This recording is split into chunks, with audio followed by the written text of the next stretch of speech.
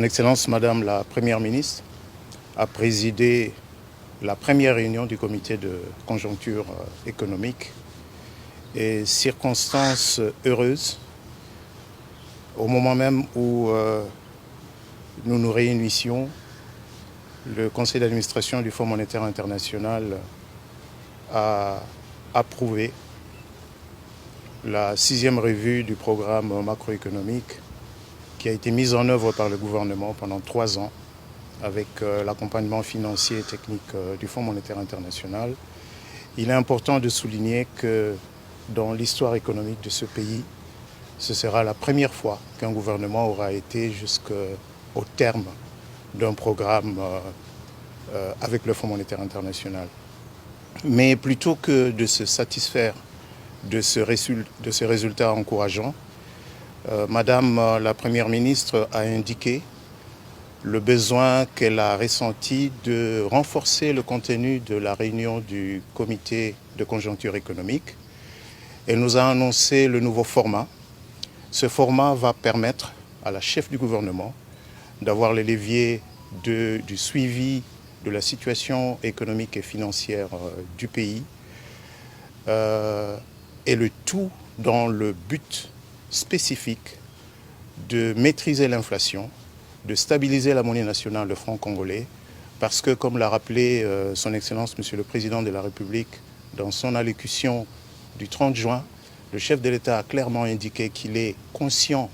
des difficultés des ménages congolais, des citoyens congolais, et qu'il a instruit le gouvernement de prendre toutes les mesures nécessaires pour diminuer le coût du panier de la ménagère et stabiliser la monnaie nationale. Et à cet effet, justement, une première recommandation a été prise par le comité de conjoncture économique demandant à Monsieur le ministre des Finances et à Monsieur le ministre du Budget de nous présenter la situation à jour à fin juin 2024, la situation des finances publiques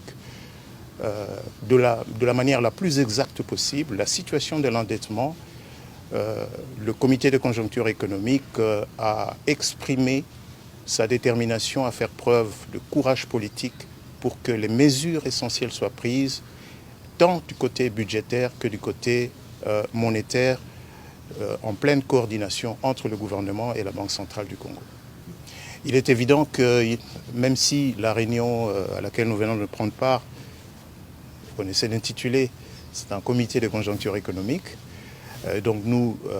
examinons essentiellement les problèmes économiques, mais il y a bien un lien entre la situation sécuritaire parce qu'il y a des pertes de recettes publiques à cause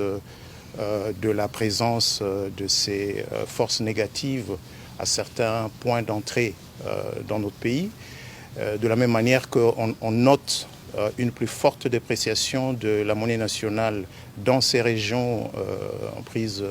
à ce conflit. Et le gouvernement, tout en maintenant les efforts qu'il fait déjà pour soutenir l'effort de guerre, le gouvernement va prendre toutes les mesures nécessaires pour soulager la situation économique de nos concitoyens dans ces zones.